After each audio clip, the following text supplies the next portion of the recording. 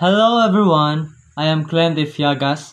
I'm son of Perlita Yagas. Narito ang mga materyales na aking ginamit.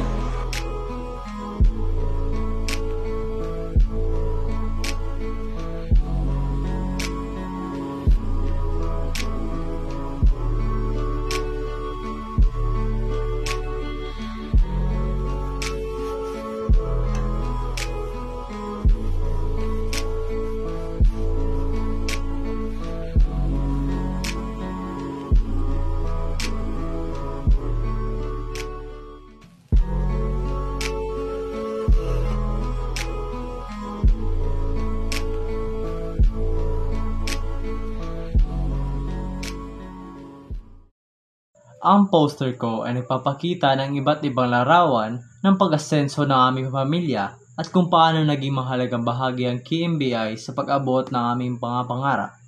Sa tulong ng KMBI, nakapagtapos ng pag-aaral ang aking isang kapatid. Isang mahalagang tagumpay na nagbukas ng mas maraming oportunidad para sa aming pamilya. Ang suporta nila ay nagbibigay daan upang mapanatili namin ang edukasyon bilang isang pundasyon ng aming pag-unlad. Isa rin sa mga biyayang natanggap namin ay ang pagkakaroon ng sariling tindahan. Dito, nagkaroon kami ng karagdagang kita na tumulong upang mas mapabuti ang kalidad ng aming pamumuhay. Sa aming tindahan, natutunan namin magnegosyo, magplano at mag-ipon para sa mga aming mga pangangailangan at hinaharap. Ang kita mula rito ay ginamit din namin upang bumili ng masustansya at masasarap na pagkain na tumulong sa aming pamilya na mas maging malusog at malayo sa sakit. Bukod dito, nakapagpatayo rin kami ng aming sariling bahay. Isang pangarap na dati tila napakahirap abutin. Ang bahay na ito ay hindi lamang tirahan, kundi simbolo ng aming tagumpay at pagsisikap bilang isang pamilya.